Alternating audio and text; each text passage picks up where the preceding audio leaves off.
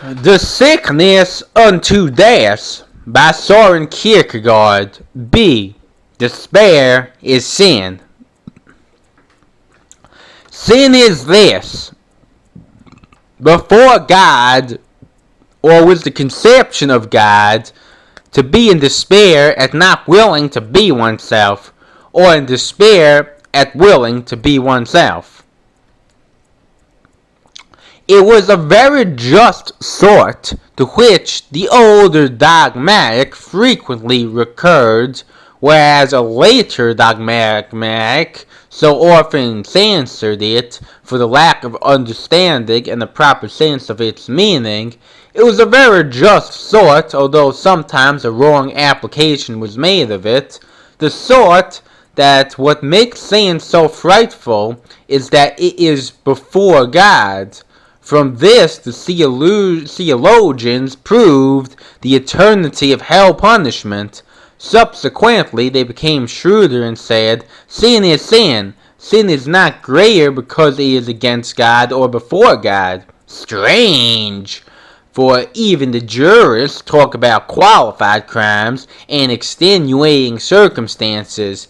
Even the jurists make the distinction with regard to a crime, inquiring, for example, where it is committed against a public functionary or a private person. They prescribe a different punishment for the murder of a father and an ordinary murder.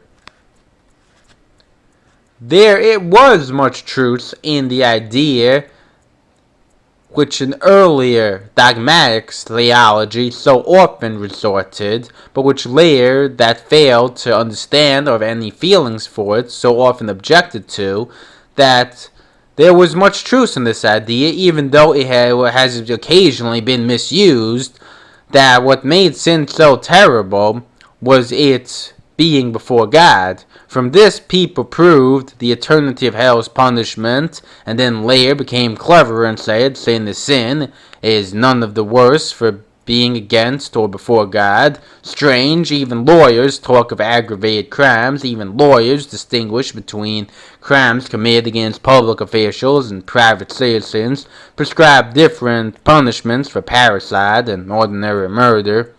The despair is intensified in proportion to the consciousness of the self, but the self is intensified in proportion to the standard by which the self measures itself, and infinitely so when God is the standard. The more conception of God, the more self, the more self, the more conception of God. The sin-face opposition is the Christian one, which transformed all ethical concepts in a Christian way and distills one more decoction from them. At the root of the opposition lies the crucial Christian specification, before God, and that in turn has the crucial Christian characteristic, the absurd, the paradox, the possibility of offense. And it is of utmost importance that this is demonstrated in every specification of the Christian, since offense is the Christian protection against all speculative philosophy. In what, then, do we find the possibility of offense here? In the fact that a person should have the reality of his being as a particular human being directly before God, and accordingly, again by the same token, that man's sin should be of concern to God. This notion of the single human being before God never occurs to speculative sort. It only universalized particular humans fantastically in the human race. It was exactly for this reason that disbelieving Christianity came up with the idea that sin is sin, that it is neither here nor there, whether it is before God, and to that end invented a new wisdom, which nevertheless, curiously enough, was neither more nor less than what the higher wisdom generally is, the old paganism, One hears so much nowadays about people being offended by Christianity because it is so dark and dismal, being offended by its severity, etc. The best advice, of course, would be simply to tell them that the real reason why people are offended by Christianity is that it is too elevated, that its standard of measurement is not the human standard, that it wants to make man into something so extraordinary that he cannot grasp the sort of it. A quite elementary psychological account of the nature of offense will make this clear, and also show how infinitely silly is the behavior of those who have defended Christianity by removing the offense. How stupidly or shamelessly people have ignored Christ's own directions, which often and so anxiously warn us against offense. That is, which point out that its possibility is there and is meant to be there. For if it were not, then it would not be an eternally essential component in Christianity, which would mean it was human nonsense of Christ, instead of removing it, to go about anxiously warning us against it. The natural man, the pagan, thinks like this: never mind, I admit I haven't understood everything in heaven and on earth. If there is to be a revelation, let it teach us about heavenly things.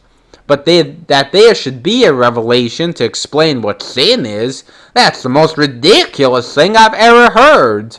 I don't pretend to be a perfect human being, far from it, but I know it, and I'm willing to admit how far from perfect I am. You think I don't know what sin is? But Christianity replies, no!